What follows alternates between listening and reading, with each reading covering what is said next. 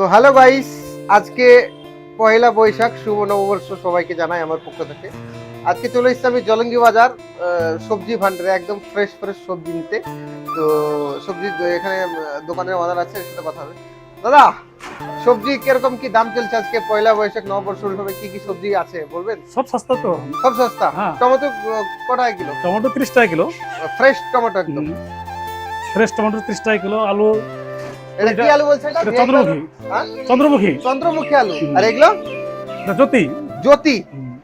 আর এখানে দেখছি করলা। করলা কত টাকা কিলো? করলা আপনার হচ্ছে 60 টাকা কিলো। 60 টাকা কিলো।